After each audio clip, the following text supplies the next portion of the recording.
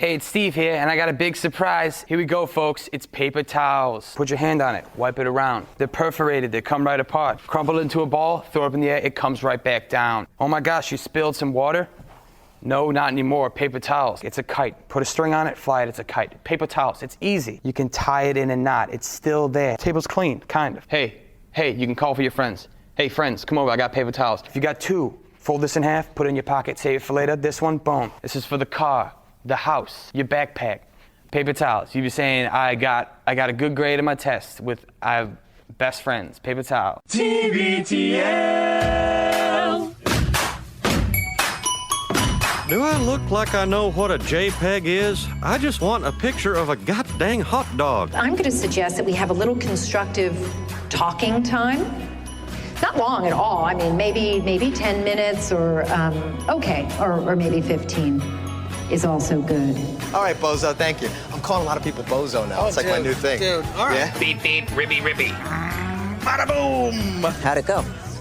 Well, he's gonna acknowledge me on Instagram, so I guess you could say it was one of the best conversations of my entire life.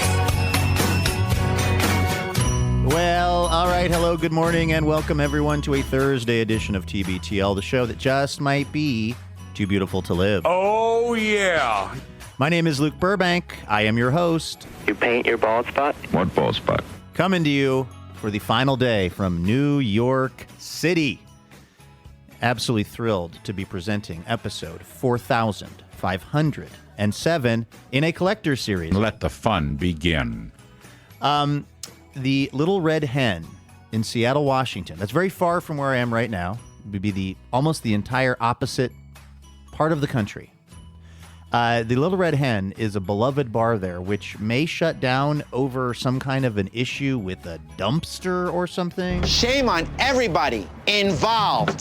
And this is kind of Seattle-centric story that really gets my attention because A, I love that bar. B, I have a lot of history with it. And C, I think a dumpster fight is a bad reason to shut down one of Seattle's best dive bars. So we'll talk about that. We'll also, because it's a Thursday, a.k.a. a Blurs Day. It's my birthday today. We will celebrate the Blurs. The Blurs is among us. Those in the TBTL listening community who have a birthday or a Blurs Day this week will be celebrated towards the end of the show. And, of course, we will, as he specifically requested last week, we will celebrate this guy starting right now. He's the longest-running co-bro of the show, maybe best known for his depictions of the tall ships. He's not Spider-Pig anymore. He's Harry Plopper. He's also Andrew Walsh, and he's joining me right now. Good morning, my friend. Good morning, Luke. It just occurred to me, and I'm going to peel back the curtain a little bit here, that you could be punking me so hard right now because we have a weird setup. You're on the road. To the listeners, hopefully this will sound like a normal episode of TBTL as it did yesterday. But so you know what's happening behind the scenes is I'm actually talking to Luke via phone call right now. Luke is on the phone. I'm recording myself into a microphone. He's recording himself into a microphone. We can mostly hear everything except I cannot hear the sounds that come out of Luke's computer because of the way we have this set up. It's just how it is today. And that means when you're doing your introduction, I hear you on the phone saying this, saying that, and then taking long pauses where I'm guessing audio drops go. But I have no idea what those audio drops are. You could be using something wildly outlandish or something that makes me deeply uncomfortable, maybe something scatological. You could have just introduced me with a drop accusing me of being on the wrong side of history. I have no idea what's going on over there. You could be punking me to death. I didn't even think about that. I could have used a fart transplant-related drop to introduce you. Because normally what happens is we do a little sound check before each episode. People don't realize, Andrew, just the amount of work that goes into this podcasting thing. Sure. People think it's just, we roll out of bed and we just start talking about the Mariners, and then we just call it our job. But no, it's a highly technical process. There is a show sheet where I usually write down on the show sheet, talk about the Mariners. Actually, using the first thing on the show sheet, roll out of bed, and then usually talk about the Mariners. Yeah, but we do a sound check every day. We try to make sure that the audio levels are lining up. That's one thing we're proud of on this show is that we think, generally speaking, we've got some pretty decent high-end audio, at least by podcasting standards. And yes, part of that also is a little preview for you about what the drops are going to be, and particularly the drop that I'm going to introduce you with. And I do usually try to introduce you with something that is fairly, I would say, complimentary. I don't like your drop to be, I don't like it to feel like I'm taking a shot at you in any way. I don't think that's a good way to start the program. I did realize something, though, and maybe this was deeply subconscious.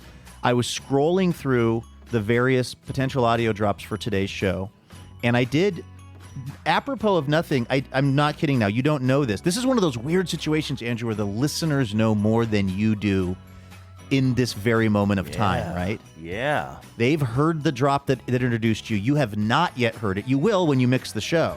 But as of right now, as this is hitting the listeners' podcasting devices, they are ahead in the story. They're ahead of you. I, for some reason, did introduce you with Homer Simpson saying he's not Spider Pig, he's Harry Plopper. and like... Did you really? That's not a usual one for you to introduce me with. That's funny.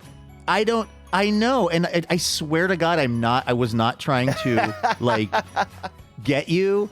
I don't think you look like Harry Plopper. I just like, I saw the drop on the list of drops, and I thought, oh, we haven't played that in a long time. It makes me laugh. But I could see a world in which it felt to you that I'm calling you porcine, I'm calling you piggish, I'm calling you Harry Plopper. Like, and I really did not do that intentionally, but of all days for me to do it, here we are when you did not get ears on the audio drop. And in fact, what happens is a lot of times I will pull audio of our friend Television's Chris Hayes talking about somebody else, like he was talking about Mamdani, the mayoral candidate here in New York City. I half expected to walk into him the other day, Andrew. I just thought, he's everywhere. I'll just see him. You know who I did see yesterday, though, on the streets of Manhattan? Wayne Brady. I did see Wayne Brady. So really? What is exciting. He doing these days? Is he hosting a game show? I think he might still be the host of, like, Let's Make a Deal or something. Yeah. Okay. We were walking near Carnegie Hall, so I don't know if he's performing at Carnegie Hall or that was just a coincidence. Wait, how do you get there? How do you get to Carnegie Hall? I don't think I know that song. Oh, it's a joke. How do you get? Somebody stops you on the street in New York. Coffee breaks over. How do you get to Carnegie Hall? Practice, practice, practice. I think that's the old joke. That's a good joke. That's a very good joke. He was walking along a sidewalk. He was talking to a woman, and he looked very well put together. Very nice looking man, Wayne Brady. But yeah, that's anyway. Back to Mamdani. Why were we talking about him?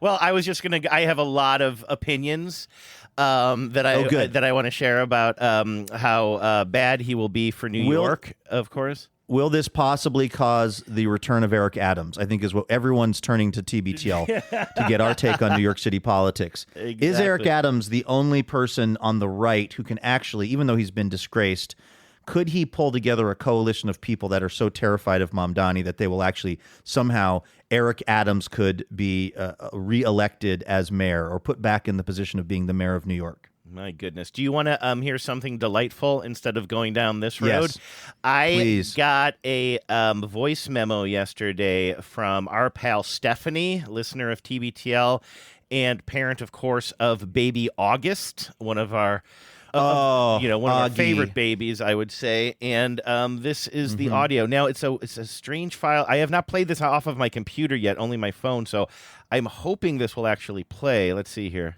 Can you say hot dog? Hot dog. Thank you, baby. Hot dog. Hot dog. Isn't that better than New York City politics talk? I mean, that's the exact opposite. In fact, if I'm talking about New York City politics and you're playing August Say Hot Dog, you won't hear either of us because they are the opposite audio expression of each other. For people that don't know, there is a phenomenon where if you play one kind of a sound and then you play essentially its opposite sound, then it sums it out. It makes it so that you can't hear either sound for some reason. And me trying to talk about New York City politics and then August saying hot dog, it eliminates both pieces of audio because they are that polar opposite of each other. Although I will say that August does have some concerns about the future of the Democratic Party if it pulls too far to the left. There's just I have another. I'm looking for that tape here. I just can't find it off the top of my head. But maybe that's he's famously talking about. Yeah, great. Mamdani won the primary, but what does that mean for the general? If I can find that tape, I'll play it for you tomorrow. Yeah, please do. And anything that kid says is cute. Now, if we can just get him singing "Bless the Lord, Oh My Soul," no, with a Jesus behind him. No, that's not a note. There's Stephanie. a new one, Don't Andrew. do that. There's a new one that I'm not going to play. I know I've been on this weird run lately of just playing, of looking at too much TikTok and then seeing bad AI and then putting that evil inside of you and the listeners. And I won't do that again today. But I will say there's a new one where the AI Jesus, it's a woman who doesn't have any hair on her head. The baby's not there, by the way. I don't know what happened to the baby. Is anybody looking for the baby? I don't know. The baby is not in these ones. It's a woman who doesn't have any hair. Okay, can you give me can you give me an age range here? Maybe she's in her 20s. Okay, it's a woman who's sort of very conventionally attractive in her 20s, does not have any hair on her head, and is sort of sobbing or crying or is upset. And then the AI Jesus pours some kind of water on her head, which makes a bunch of hair grow on her head. And then she and Jesus start kissing. Almost kissing. I can't remember I don't think they actually get to the point where their lips are together. Even the AI was like, we can't have Jesus making out with people, okay?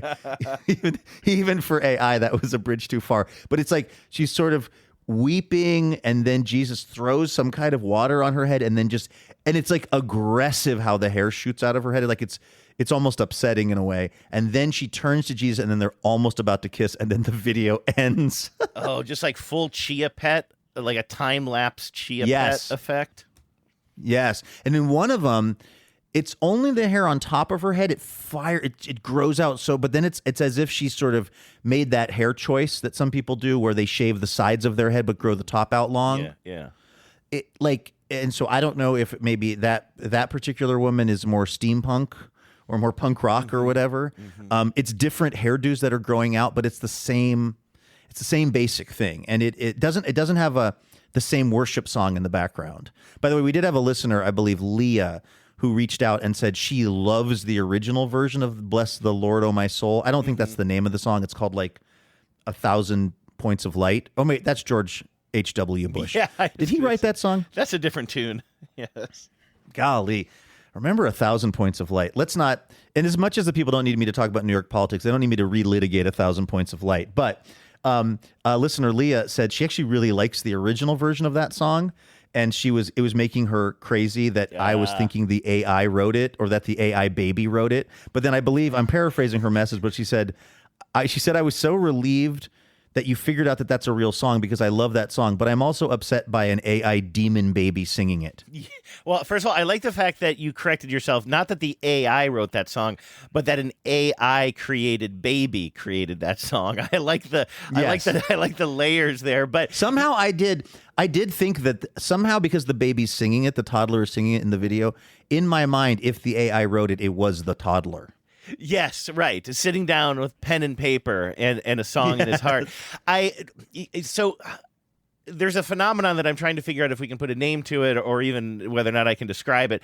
But you and I, and I'll put this mostly on me, say a lot of incorrect things on the show that listeners will often correct us on. I think also we say a lot of things that are wrong on the show that listeners don't bother correcting us on, if you could believe it. Maybe I'm wrong about that. But there are certain They've things, just given up. Yeah, certainly. And I'm sure I've said so many stupid things. But some things just sort of generate more of a response, or like kind of spur more of an urge to correct us. And for some reason, that song being a real song is one of them. And it's one of those moments in the show where we correct the record later. So we talk about that weird song for a while. You keep referring to it as an AI written song. We keep having the conversation. At some point, we look it up. We realize it's a real song that has a slightly different name than what you were saying, but generally in the same ballpark.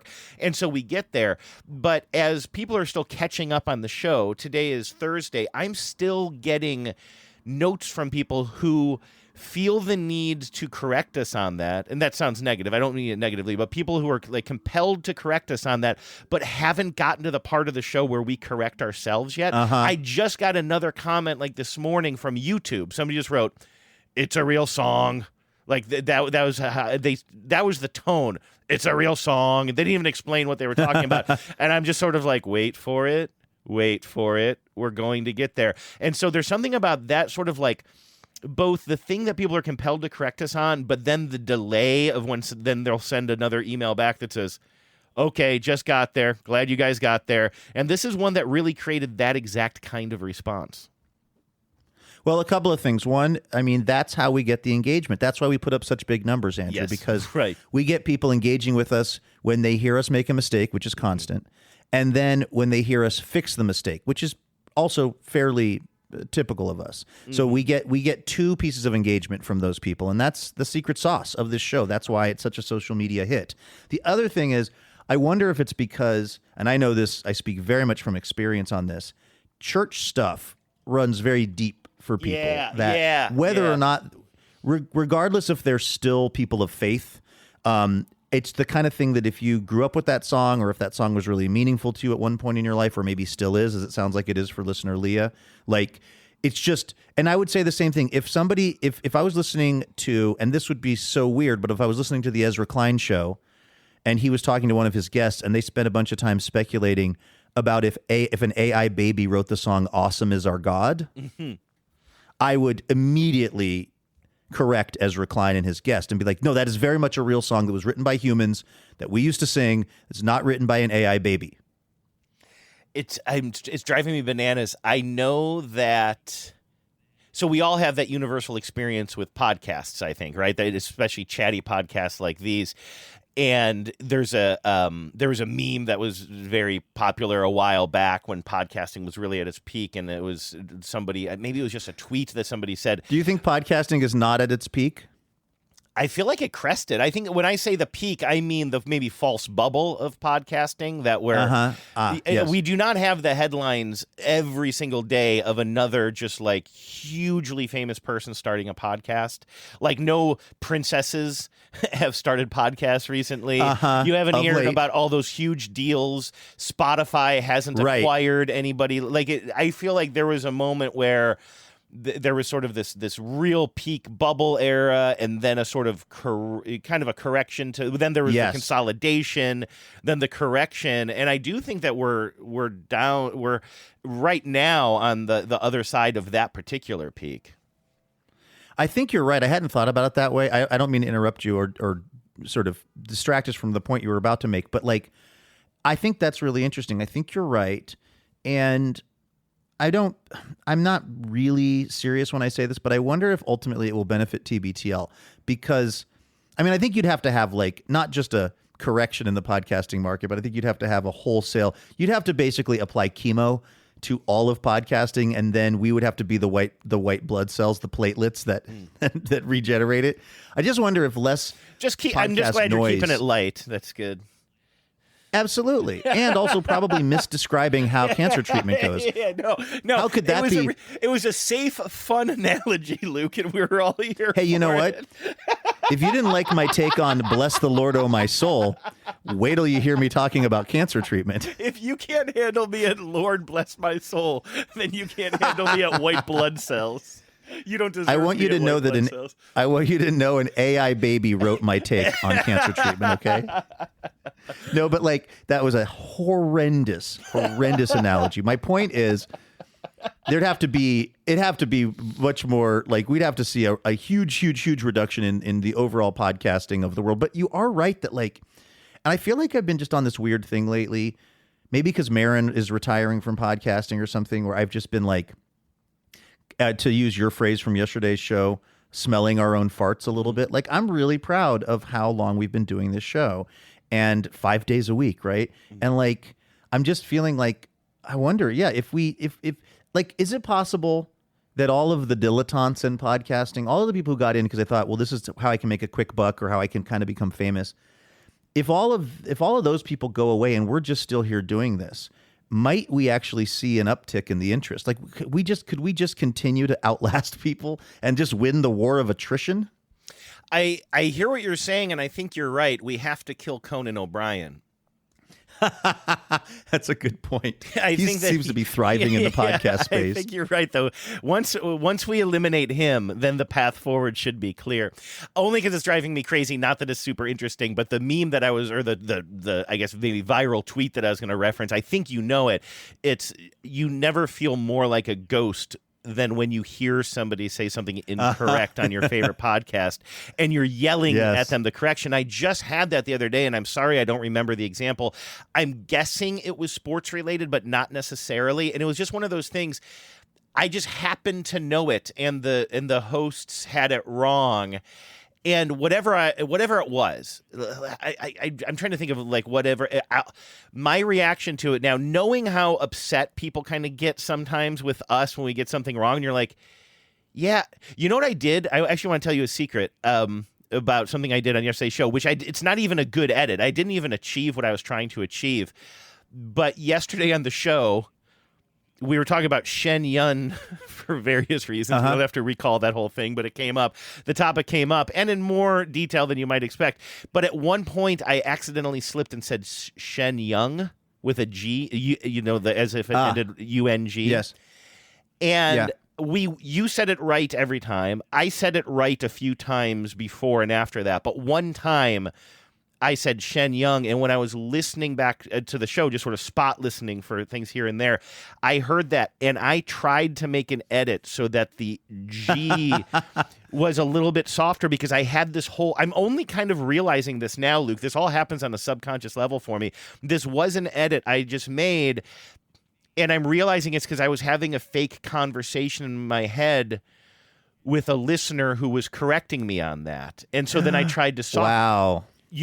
Actually, while we're here, let me tell you another bit of little bit of news from Crazy Town over here. I told you Genevieve's been out of town for a while, and I think I'm losing my mind. Yeah. Yesterday, on the show, I think it was earlier this week or late last week, we mentioned something about the original, what I call the original Batman movie, right? What is now called Batman 89, the original Batman with Michael Keaton and the rest. I watched that movie every day like it was a TV show. I would come home I had it on VHS. It was a gift that year, a birthday gift. I got that. I got the game of Risk. I would come home every day from school, watch that movie again, and play Risk with my stuffed animals because I didn't have anybody in my family who wanted to play Risk with me. And mostly it's a game of chance and strategery, but I played for, I'm just going to tell you, I played for the stuffed animals, but I did not try to beat them all the time. In other words, like I played a fair game. I just want that on the record. All of that is to say, I know that movie well. I certainly did at one point. Yes. At one point in my life, when I was a much younger person, I believe I had every line of dialogue from that movie memorized. The other day on the show, I happened to mention that there's one scene where not Batman, but Bruce Wayne, after a liaison with Vicky Vale, and Vicky Vale is spending the night at his mansion. She wakes up in the middle of the night, is realizing sleeping upside down. She realizes he's no longer laying in bed next to her. She looks across the room, and we see him, as I put it, sleeping, hanging upside down from one of those exercise machines that you can hang upside down from. And I just, we never see his face. We never see a close up. It's a kind of it's a shot from across the room that lasts a few seconds. And I remember you hear the squeaking because she wakes up, and so his body is like hanging in the wind, or like sort of drifting a little bit forward and back a tiny bit, because you hear the squeaking of the hinges that are keeping him hanging upside down. But it's always been my understanding that he's sleeping. And I got an email from a listener, and the first line was, "You're wrong about that. He's not sleeping. He's exercising and doing some stretches." And so I do a really quick Google just to see how other people have described it in the movie, and I see several not high end, but like movie publications, kind of listicle publications, like 10 weird things about, 89 Batman or whatever. And I found several of those that mention the fact that he sleeps hanging upside down and Vicky Vale sees him. And I start writing back to this person. I'm like, listen, I don't want to be argumentative, to this listener who was correcting me. I said, I don't want to be argumentative, Because I remember he said, and I don't remember the listener's name, I'm sorry, but I'm pretty sure it was a guy, and he said he's definitely not sleeping. He's exercising and doing some stretches or something. And so I wrote dangerous, back, dangerous words. Dangerous game, Dano. And so I write back, hey, honestly, not to be argumentative, but how are you so sure that he's not sleeping? And I composed this whole email. I'm like, I could very well be wrong about this, but it's my memory that like we never see his face. It's shot from behind. He's completely motionless except for this tiny little hanging, like kind of swaying back and forth. I believe I wrote as if a gentle breeze is pushing him. While I'm composing this email, I also like quote and like pull the quote, cut and copy the quote from one of these publications that specifically says he's sleeping upside down, which is a weird thing because that's never in the comic books.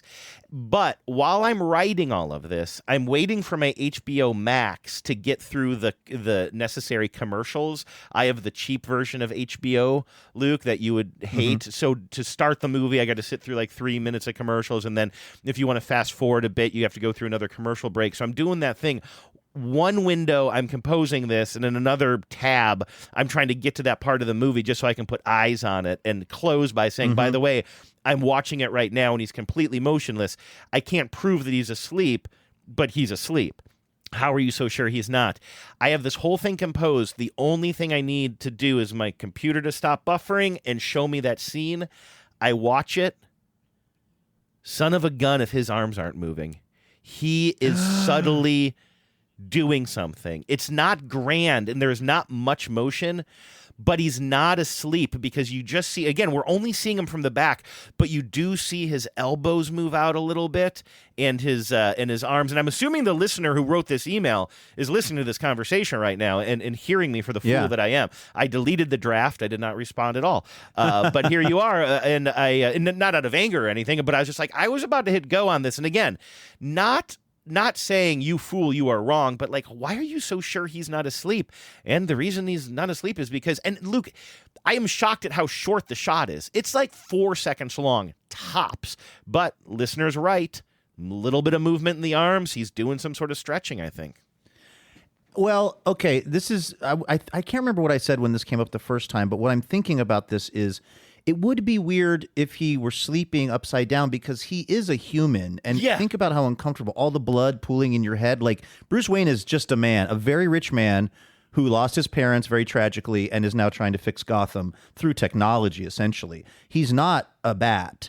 And so, you know what I mean? Like, that sounds like a really uncomfortable. That's like how they made people sleep when they were like trying to break them during the Inquisition or something. You know what I mean? So I guess it does make more sense that he'd be working out. But then I also wonder why they don't have him doing something a little bit more excitable, like maybe doing, what would you call that when you're hanging upside down, but then you do basically a sit-up, but from the upside down position. I wonder why they don't have him doing that. I wonder why they have him doing a little weird kind of low-key thing. Well, for me, here's how I always interpreted it. And keep in mind, I saw this when it was new, so I was like, 13 at the time or something, 14. When I do the math on that, and I remember, I think it was on TBTL where I did the math as to when that movie came out on VHS and how old I was. And it really exposes me as playing with my stuffed animals much later. And playing board games with my stuffed animals, not as a child, but more as a tween, as we would call them today. I must have been 13 or 14 years old when I was doing all of this, which again, just really, well, it speaks well of a man who would go ahead and spend his adulthood playing darts by himself in the basement with one what single I would say teddy is bear you watching. had a rich imagination. Yes. And I don't think there's anything wrong with that. Like I don't think that there's anything wrong with you having, making a fun time for yourself with whatever was available. My question is, and I swear to God, this is not, I don't want it to sound like I'm trying to be be sarcastic or roast you or anything. This is a real question. How did it work with Risk? You would roll on behalf of the stuffed animals and then play their, what you call it, position out for them. Like, how did this actually all go down? Yeah. I mean, first of all, and I want to say this and not to cause trouble or get into hot talk or whatever, but I swear to God, Fleagle the Beagle was a cheater. And I could never prove it, but I know Fleagle the Beagle was a cheater. And that's something that really lives with me. That is slander. And if Fleagle is hearing this, I don't know. Yeah. There you go. Yeah. There you go. But no, so you'd have you ever roll and then play their game out. Have you played Risk? Do you know how to play Risk? I want to admit something to you, Andrew, and this is where you're being a little sheepish about maybe playing with or interacting with your stuffed animals until a certain age or whatever. I want to tell you that your friend and colleague, Luke Burbank, I could never wrap my head around Risk. It was one of those games, it was like chess to me. It was too complicated. I would see people playing Risk. They would say, you want to play? And I would be like, I don't think I can understand this game. I was not smart enough to play Risk as a kid or as an adult. I think you are smart enough to play it as an adult. I think the tiny little pieces that were just in the game I had, which I really, really liked, the little armies were just represented by little plastic Roman numerals. So like if you had one army, it'd be a Roman numeral 1 or like an I, or you'd have a little plastic V. I still have the original set that I played with Flegel and Big Henry and Pluto. But the way you play it is a real combination. I mean, it's obviously a strategy game. I'm a little bit embarrassed before that I described it as a game of chance. It's obviously a very early popular strategy game and maybe defined that genre, but there is still chance involved because you have to roll dice. Like essentially you have a world map, you set out a bunch of armies at the beginning per the rules, each player, and I think you need at least 3 players to play. And so of course it's a game of world domination. So you start off by kind of choosing which territories you sort of want to take over with the eye towards eventually my armies are going to cover this board and I'm going to defeat everybody, and there will be laminations, right, Luke? Lamentations. Laminations is what we do to our Eagles cards. There will be some lists and things that you don't want them to get tattered, and they will be between 2 pieces of plastic that have been heated up so that they basically become one. You are coming very close to disrespecting my duplication investigation. Dude, actually, I'm just thinking about, I think it's Conan. I don't know if it's Conan the Barbarian or Conan the Destroyer. All I know is it's all he knows. It's all he's ever known. But no, I don't know which one of those that line famously occurs, where it's like someone says, what is best in life? And then somebody says to destroy your enemy and hear the lamentation of the women or something. Yeah. Kind of like a famous line. It would be so much funnier if it was hear the lamentations of the women. Yeah, and then it cuts to them in a copy center and they're just laminating our library cards. Just recipes, just laminating recipe after recipe. It'd be like, you know what? This is going okay for these people. The difference between the lamination of the women and the lamentation of the women is just it's so vast. I would prefer them to be laminating things, honestly. 100%. I don't want them to be lamentating. I don't want them either. Like, that always makes me a little uncomfortable. But anyway, the game is both chance and strategy because you do roll the dice and that tells you kind of like, you make a decision like, okay, my armies over here in Greenland are going to attack this neighboring territory. So you're making strategic decisions. You're like, if I can grab this territory, that's a gateway to whatever. But then once you make that decision, you have to decide, I'm going to roll these dice. I'm going to try to send either, however, you can roll 2 or 3 dice depending on how big of an attack you want to make. And then they roll their dice to see how well they can defend. Ooh, this almost sounds a little bit like, I've never played Dungeons and Dragons, but it's kind of a little bit like that as I describe it. And so to play, I mean, when you're playing against stuffed animals, you're basically playing against yourself. I think that's something else that Al Pacino said in Any Given Oh my Sunday. God, dude. When you're playing against stuffed animals, you're playing against yourself. That was the line, I believe.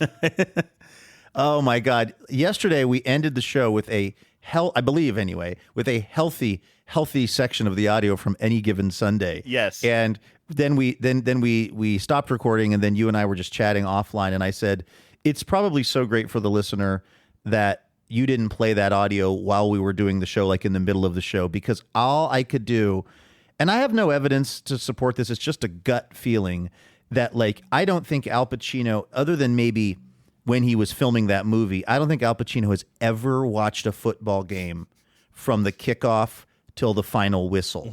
I do not think that just does not seem like an Al Pacino. Can you imagine Al Pacino just being like, the Raiders have to figure out how to utilize Marcus Allen more. Like they've got to start designing some plays that will get Marcus Allen out in space. Like, can you imagine those ever being words that left Al Pacino's mouth? Like, he just seems like the most unfootball guy I've ever seen in my life. And I don't know what I base that on. I just think he was too busy making Serpico in the day to worry about the fearsome foursome. Or, like, I just don't see it for him. And what I said to you off air that I'm now saying on air, so sorry, everyone, you didn't dodge the bullet you didn't know thought you were dodging. The bullet was chasing you, it turns out, into today's show. The bullet was chasing you. You were blissfully unaware of having dodged this bullet, and now, my friends, you're in the crosshairs, which is another thing Al Pacino says at some point. Yeah. Can you go back to your white blood cell analogy, please? It was less triggering for me. I've got these people longing for my take on cancer treatment. But like this is why I'm so fun, Andrew, because like I am not the greatest sports knower of all time. And I'm wrong about so many sports things on this show. How could one person be so wrong about so many things? But like I do have I've droned on and on about Silver Linings Playbook and how that movie makes me angry, because I think really what it is I just get mad when movies, generally speaking, try to portray sports, because I just think it seems to me like they're often made by people who were not that into sports. And again, this is just a hunch that I have. I don't have good evidence to support this. I think I'm just annoying, honestly, and a pedant. And like, there's something about that speech that Al Pacino gives that very much hit my ears as written by somebody who doesn't really. I mean, that's an Oliver Stone film, right? Oh, is it? When you say that, it sounds right, but I didn't have that in my head. So that's really, yeah. See, I'm with you. I'm going to look that up, but I'm with you. There's something about Al Pacino, and I don't know what it is. I'm going to say something here that is going to either land, and you're going to be like, yeah, that's it exactly, or I'm going to sound like a real doofus here. But he's like, he feels too urban to be into football. Like the characters that thank you. That was what I was hoping. Like he's always playing, kind of streetwise characters in some way or another, whether they're high on their luck or down on their luck in that moment. But like there's something very kind of urban about the characters he often portrays. And so to be in this world of what I believe is college football, well, it's any given Sunday, so it must be not college football. That must be about. But I don't think they have the rights. I think another problem is I don't think they got the rights to real NFL teams. Well, I'm looking this up, and it is Oliver Stone, too. And yeah, like, why? So Oliver Stone's just kind of like, well, I took on music mockumentary with the Doors. I did Vietnam. I did whatever. Did he do U-Turn? Whatever the hell that is. Like he, the Natural Born Killers, but always very out there. So then he's like, okay, I'm going to turn my attention to the sports world. I'm going to bring that Oliver Stone magic to sports. But like, it doesn't seem like a good fit. Like he seems too much like he wants to bring elements of kind of psychedelic, aspects and various parts of like almost fantasy into his movies, or almost surrealism into his movies. And that combined with Al Pacino doing a movie about football of all sports, it just doesn't sit right with me, Luke. And I'm sorry that it's taken me 20 years to speak out on this. Well, I'm glad you're finally breaking your silence, because it was noted.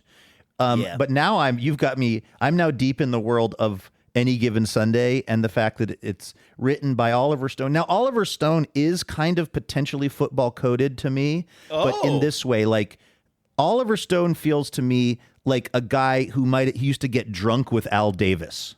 Okay. Like, and that's why I see him as, because Oliver Stone is, Mr. Machismo, and like, here comes John Wayne. No, Oliver Stone strikes me as like a guy who maybe he's not even actively following football, but like he was interested in football in the days of Kenny Stabler. I don't know why every single person I'm referencing is a Raider. I don't know what is going on between Marcus Allen, Kenny Stabler, Al Davis. I'm incapable of naming any non-Raiders today. But my point is, there's something about the machismo of Oliver Stone. I wouldn't be shocked to hear that he played high school football and that he, I don't know where Oliver Stone is from, but that he, followed that team from his area.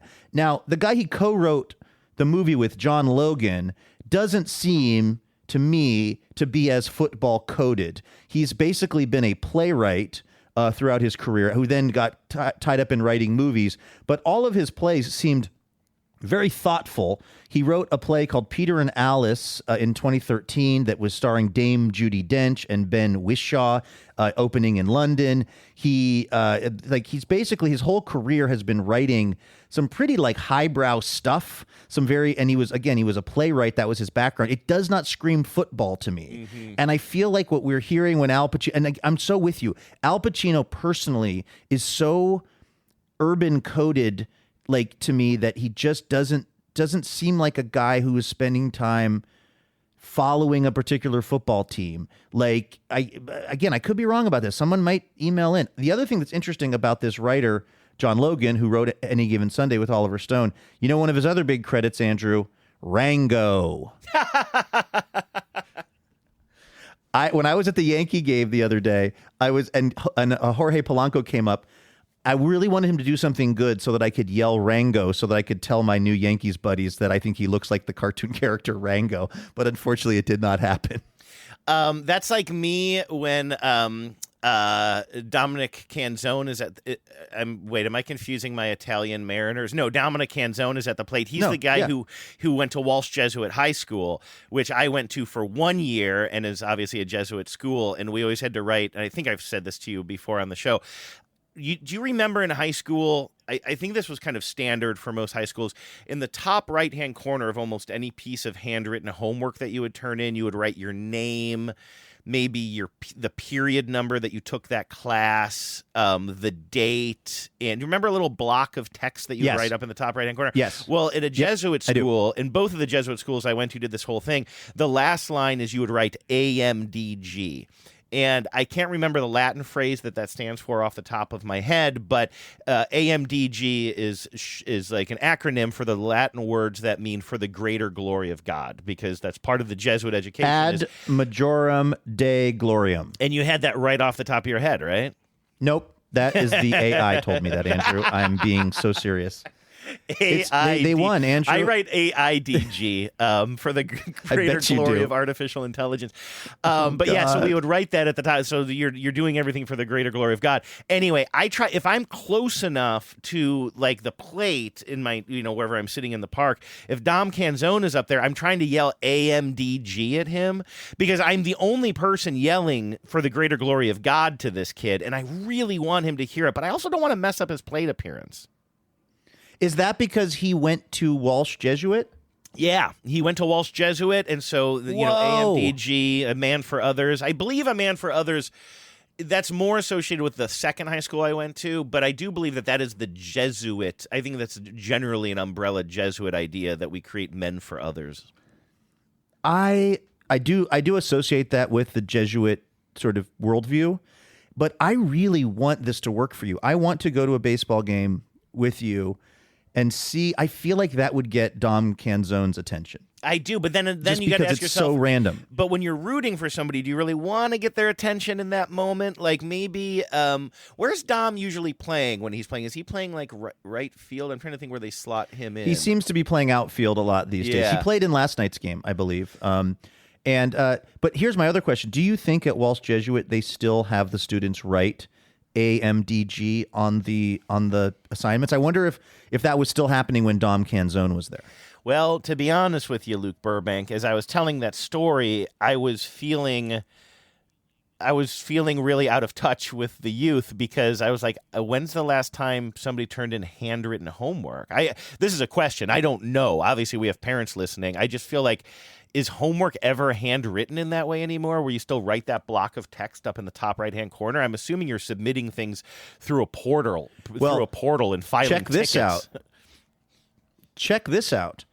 There is, I think, you're going to see this story in the New York Times pretty soon, but I'm ahead of the trend on this. So this is why you slog through my cancer talk, because now I'm going to lay some real knowledge on you all. I think that we're going to see a resurgence in handwritten assignments, because it's the only way teachers can know that it wasn't created by AI. Oh, that is an interesting take. And I do think that's even starting to happen. Like some teachers are starting to either have the students write the essays or do the assignments in class, like over the course of multiple days, or handwrite things, because it's the only way that they can actually be sure that it wasn't written using AI or ChatGPT or whatever. Oh, that's interesting. Although, I mean, I guess you could still just you could just write it down. You could still have the computers create it, but you at least have to go through the process of then writing it by hand. I think there are some teachers also. Did we hear about this together? I feel like I heard something from a teacher saying that one of the things they do now is at the beginning of the year, they make all of the students submit a handwritten essay so they know it's them. And you're right. I guess you could use ChatGPT and then just copy it or something. But there was something about basically, a teacher will get at us with this. We have a lot of teachers in the audience. There was something about basically having the students create a sample of their work that the teacher was very confident was really their work, and then somehow using that as a reference point for their writing going forward. I don't know if it was just basically like this person went from writing at a fairly rudimentary level to now they're turning in something that's very polished, so I know that they're using AI or what. Right. I can't remember the specifics, which is making this uninteresting, but there was something where I thought, oh, that's pretty clever actually, as a way of kind of trying to... There's also a whole industry now, and of course this is what happens. There's an entire software industry of software that is supposed to catch if something is ChatGPT or not. Like it gives it a percentage score. Oh, so interesting. Teachers and educators now have access to, or have to buy or whatever, all of these different programs that they then can run the assignments through, which then give like a 28% chance this was written using ChatGPT. So I am onto something here. I've been Googling around. Okay, I'm still on this AMDG thing, okay? And I just wanted I wanted the internet to see, like, at any point since like the internet has become prominent, has anybody explored this idea of how I personally used to have to write AMDG on my homework? And I was looking around and I was kind of striking out a lot, especially in regards to Walsh Jesuit. But when I just type in the phrase write AMDG homework, I get something from St. Ignatius, the other Jesuit school I went to. And I'm pretty sure this is the same Ignatius that's in Cleveland, although I don't want to... Is this that YouTube video? What YouTube video is that? Oh, I saw a YouTube when I put ADMG and then I saw a YouTube video that was like something from Ignatius. I didn't know. I mean, I know Ignatius is a broader organization or a broader saint than just your school. But anyway, keep going. Sorry. So this is making me wonder if I swear I had to write AMDG on all of my homework. Did St. Ignatius have sunglasses on? The sun, yes, and it's pronounced Saint Berenstain. Apparently, which is strange to me. Okay. No, there is a website that's like Ignatius/edu, blah, blah, blah, / write AMDG in the top right-hand corner. This is a website on the St. Ignatius of Cleveland, where I went, Lessons from Loyola Hall. And then it says, write AMDG in the top right corner. Mr. Healy first came across the abbreviation AMDG as he started freshman year at St. Ignatius and was instructed on the paper form to be used when heading his homework. Oh, I guess that's what we call heading your homework. AMDG.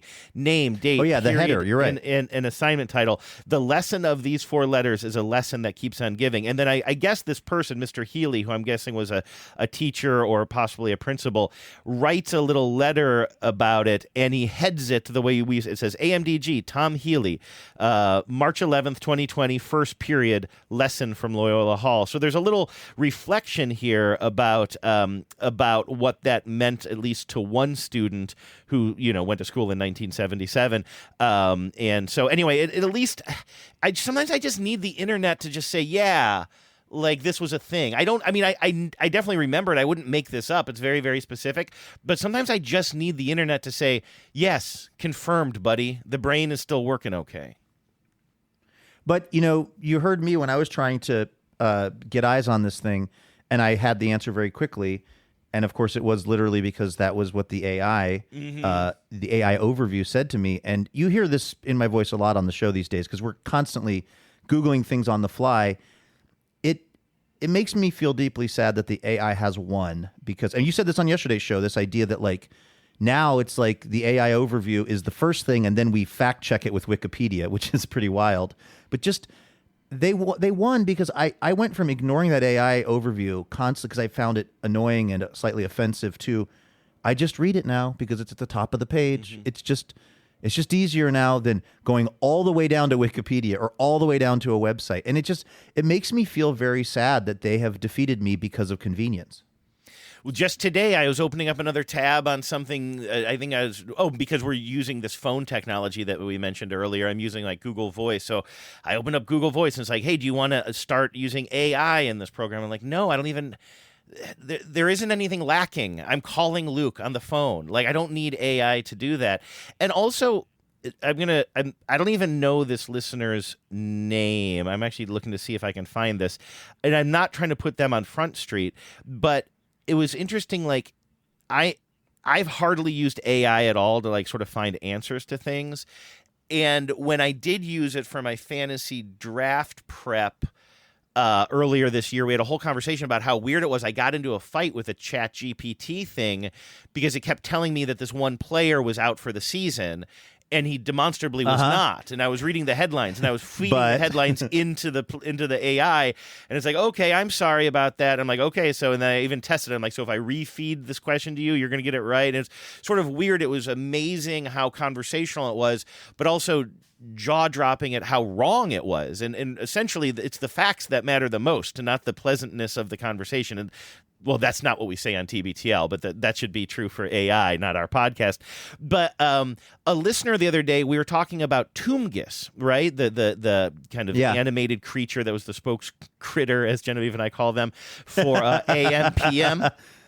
And we were sort of bemoaning that. I write AM, PM on the top of all of my papers, by the way. For the greater glory of Toomgis. Is that disrespectful to make that the show title?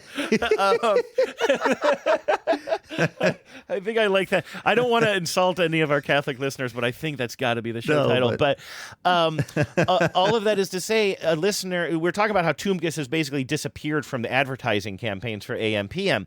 And it bummed us out. And we're like, when did that happen? Because he's just sort of slowly apparently backed away from the mic. And now there's no sense of somebody, instead of like kind of Googling it, sent me, they're like, oh, I asked AI and this is the result. Toomgis disappeared in, and I'm sorry I don't have this in front of me right now, so just consider this sort of a paraphrase or an example. I don't have the dates right, but it was something like Toomgis disappeared in 2009 after a company decided that it was no longer needed that mascot or whatever. And I wrote back to this person, I'm like, listen, I'm not Googling this right now, but I can just tell you that is definitely wrong. Like, I didn't get to Seattle until about 2009, and I didn't know about Toomgis, I think, until I got back from LA or something. Like, I just know that Toomgis has been around, well, first of all, since Genevieve and I have been doing our podcast, which we started in 2016 or something like that. Like, and I wrote back, I was just like, this chatbot, I'm like, I'm not trying to be argumentative with the listeners, but I'm like, this is just so untrue.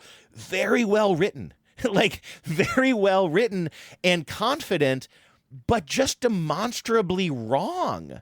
And I don't understand why we're still turning to AI when it's demonstrably wrong. The hallucinations.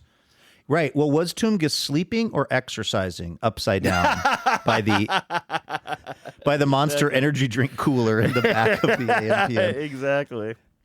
Andrew, I want to apologize to you and the listeners because I've been fully Any Given Sunday pilled. Oh, no. I am obsessed with this movie and how bad I imagine it is.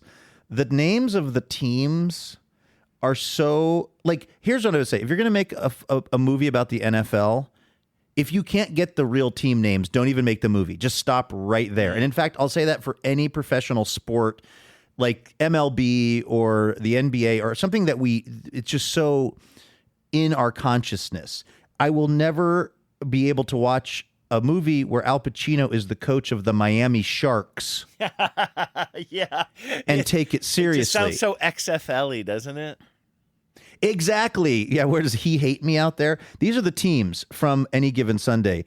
The Miami Sharks, the Minnesota Americans, the Chicago Rhinos, the California Crusaders, the New York Emperors, the Dallas Knights. By the way, the Dallas Knights thing is a whole basically continuity error in the movie, apparently.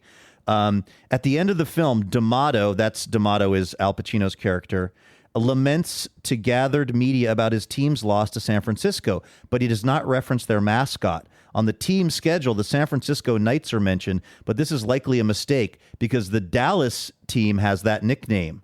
There's also a team called the Pharaohs that is mentioned during the Minnesota game without any city. So it's possible they are the San Francisco Pharaohs. What I love is that somebody watched Any Given Sunday and needed to solve the mystery of which teams have what names and if there's a continuity error in this. You also, by the way, have the Washington Lumbermen, the Oregon Pioneers. You can't also place these professional teams in states that we know don't have professional football. That also really, really throws me out of the sort of, how about the Wisconsin Icemen? Hey, did you see that Iceman game last night? Oh, man. The Icemen are breaking my heart again, man. Like every year. They sure are. Every year I think do it's going to be different. This is going to be the year. This is going to be the year. Just constantly waiting for the Icemen to get there. The Iceman never cometh, unfortunately, Andrew. The last thing I'll say is that it is insane to me that Charlton Heston is in this movie. Charlton Heston plays the commissioner of whatever this made-up funky football league is that they're all playing in. I just, like, the idea that Charlton Heston was still alive and acting to be in this movie is somehow blowing my mind. This must be the only movie that stars both Charlton Heston and LL Cool J. I'm going out on a limb Exactly. here. You mean, what does AI say? You mean Julian J-Man Washington Is that who as he his character? I did not know that he was in am- it, and I was playing that clip at the end of yesterday's show, and I'm watching it on YouTube. I'm like, there's LL Cool J, duplication investigation. He honestly, like, in all seriousness, and as bad as that scene was that I played yesterday at the end of the show, suddenly seeing LL Cool J's smiling face, like, there's something about his face, his screen presence kind of brings me joy. Like, I'm not kidding. When he walks out of the screen, I'm just like, it's LL. Like, I guess that's how we got the nickname. Ladies love Cool J. I am, by the way, I'm asking the internet to tell me about movies that feature Charlton Heston and LL Cool J. And Andrew, you're absolutely right, my friend. There we go. That intersection, there is only one intersection of those two careers, and it is, in fact, Any Given Sunday. There were no other films featuring those two guys together. You were at least as smart, if not smarter, than the internet today, Andrew. Oh. You sensed that intuitively, and you were absolutely right. That's what you get when you offer it up to Toomgis, Luke. I don't think that's offensive. I think even our Catholic listeners will appreciate just how amazing that little thing is that we ended up at. Yeah. I'm kind of bummed we didn't have time to talk because I'm looking at the clock and I know that you're on a tight schedule. We have a little meeting we have to log on to here. Mm-hmm. So sorry to kind of take the reins here, but I'm going to start the music and get us out of here. But I will say we should, I don't know, maybe it's too old by tomorrow, but the Little Red Hen story is an interesting one. I really want to talk about it. No, I'll be home. I'll be in my studio. I'll be in the right frame of, it'll be a Friday. I'll be in the right frame of mind to talk about the Little Red Hen. No. That's not the right frame of mind. The right frame of mind is, where are you flying in? Are you flying into Seattle and then taking a flight down to Portland? I think I fly directly to Portland. I fly to Chicago and then Portland. Why? Well, you can change that. You fly into Seattle. The right frame of mind for doing that show is you and I recording it in the corner of the Little Red Hen, of course, on a Friday afternoon. Rolling Thunder? Good old Rolling Thunder? Well, we don't actually back. risk that because neither one of us have the cojones to go in there and actually record a podcast. We'll talk about it more. I love that bar, but that would be one of the last places in Seattle where I'd want to go up and say, can we record a podcast in the corner? Yes. Hi, we host one of the last remaining podcasts in America. I don't know if you've heard. I'm Conan O'Brien. Heard Luke's theories. Yes. I don't know if you know Luke's theories on the fact that we're in the nadir point of podcasting and that he thinks maybe TBTL will regenerate healthily and bring back the industry, but could we do it from the back corner? And could I have a bitters and soda that I nurse for yes, about 4 exactly. hours? Yeah, thank you. Okay, so here's my question. You said bring the music. This is a Thursday episode of TBTL. Are we going to, shall we blurs it, or shall we make a special Friday blurs? Yeah, look who's remembering things. You're on the phone. You didn't hear it. That ending, this is a first. That ending music has been playing underneath us. And now I have had to hear it. Stop it. Well, why don't we take words this by as a sign? Dovis Interruptus.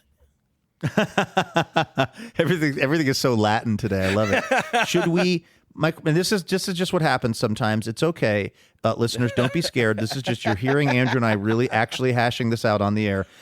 It's totally your call, my friend. Should we actually do a special Friday Blurs tomorrow? Yeah, or let's should do we that. just go ahead and power through? Okay. Yep, let us do that. We'll do it tomorrow. That'll give people a last minute to get it in there. So that means we can go back to this. There we go. Yeah, Friday is my actual sister Liz's. It's her golden blurs. Well, don't. So that'll be ruin fun. it. She'll never hear it, but it'll be fun anyway. So all right. Good. Listen, thank you everyone for listening to today's show. Weird and wacky though it might have been. It was fun. We will be back here tomorrow with more Imaginary Radio for you. I'll be back home at the Madrona Hill studio, ready to bring in da noise and bring in da funk. So join us for that. In the meantime, have a great Thursday. Take care of yourselves. Please remember, no mountain too tall. And good luck to all.